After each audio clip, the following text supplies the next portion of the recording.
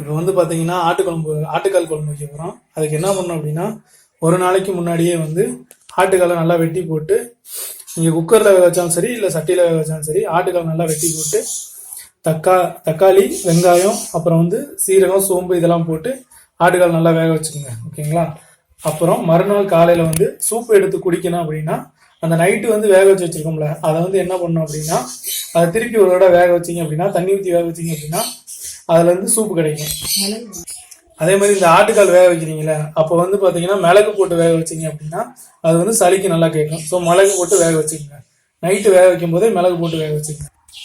அப்புறம் வந்து பார்த்தீங்கன்னா தேங்காய், வெங்காயம், சோம்பு, கசகசா, அப்புறம் வந்து தக்காளி இதெல்லாம் போட்டு அரைச்சி எடுத்து வச்சுக்கோங்க. அடுத்து கொஞ்சோண்டு புளியை கரைச்சி வச்சுக்கோங்க. அப்புறம் வந்து தேவையான அளவு வந்து மிளகா நைட்டு வேக வச்சதை வந்து இதில் போட்டுருங்க.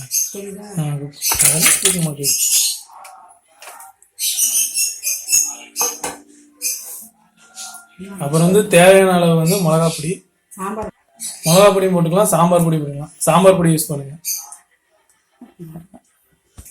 அப்புறம் வந்து அரைச்சி வச்சது வந்து தேங்காய் அதெல்லாம் அரைச்சி வச்சிருக்கோம்ல, அதை சேர்த்துக்கோங்க.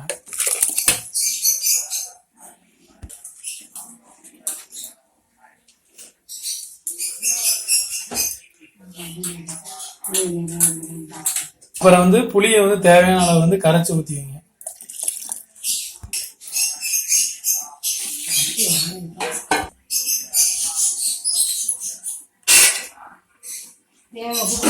அப்புறம் வந்து உப்பு வந்து தேவையான அளவு போட்டுக்கோங்க.